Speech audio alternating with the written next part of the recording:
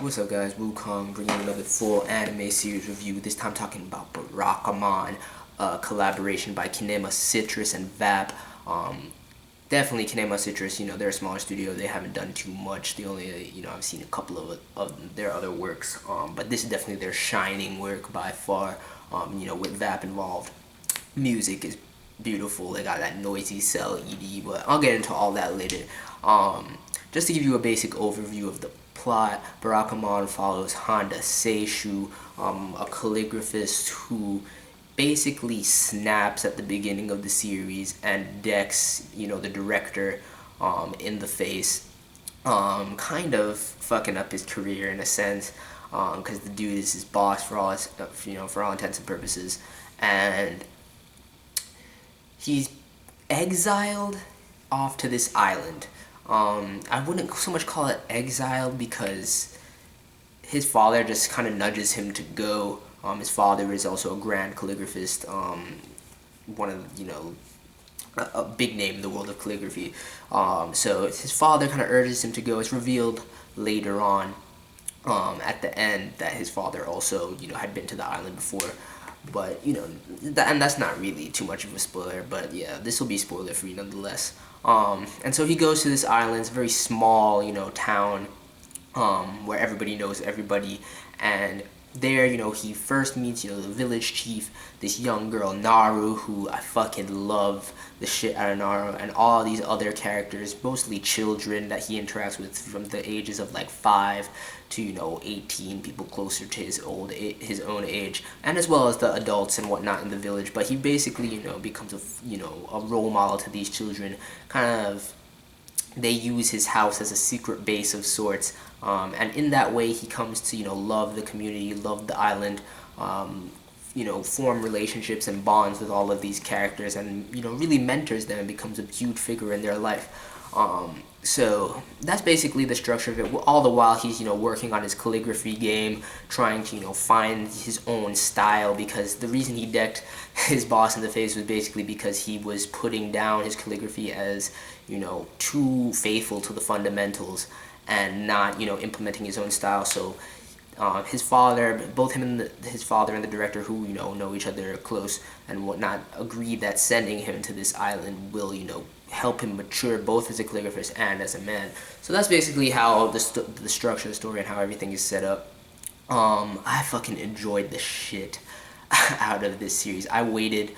Last episode just aired yesterday. I just finished it a little while ago. I waited, to watch this until I had like the first 11 episodes, so I could just go through them at my own pace, my pace, get it all at once. Because after this season, we had a lot of heavy shows this season. I always need that slice of life comedy to just relax myself and get the humor in where I can, and this was amazing for that. It was incredible. If I had to compare it to something, I would say heavy comparison to Usagi Drop, another anime and manga series that I really love, and a little mix of Bakuman in there because of his whole following his dream of being a master calligraphist and whatnot, and just the kind of color palettes and the art style of everything really reminds me of Bakuman as well. But in terms of the comparison to Usagi Drop, I would say that Barakamon is just as,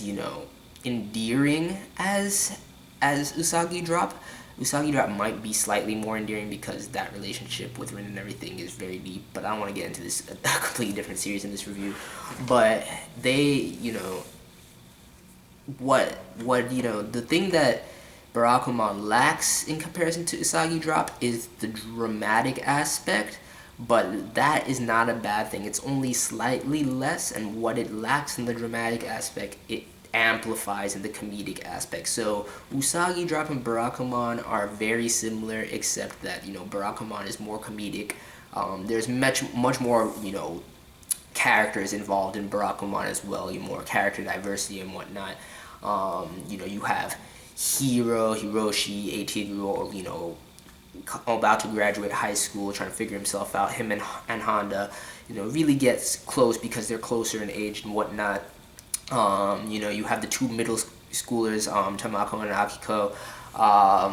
Fucking hilarious. Tamako's younger brother, Aki, fucking video game nerd, awesome, calm, cool, mature ass character for his age.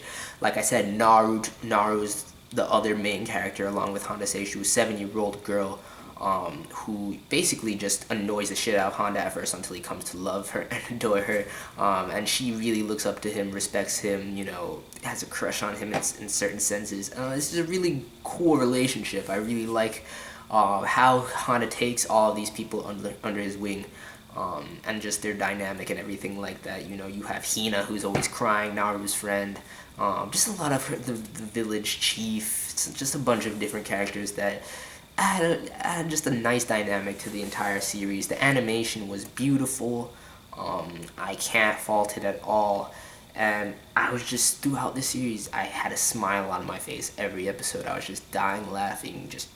I can't say much more about it. It's really an excellent slice of life comedy, one of the best we've gotten in a while, and definitely one of the sleepers of the season and top 5 anime of this season for sure. I haven't watched Usagi yet. That's gonna be my next thing, but yeah, Barakamon, because I'm thinking of Bakuman now. Anyway, Barakamon, gotta applaud it. For a score, I would say 8.5 to 9 out of 10. It was beautiful, like no lie. Go watch it if you have not seen it. You'll be hooked after episode 1. I guarantee you. If you like slice of life comedies, this is a shining example. Yeah, I gotta end this video here because some internet difficulties, so I don't want the video to be too long for the sake of the upload. But anyway, let me know if you guys have seen Barakamon, what you think, you know, what you liked about the series, what you didn't like about the series. Definitely go check it out if you haven't seen it. And that's pretty much it. Peace.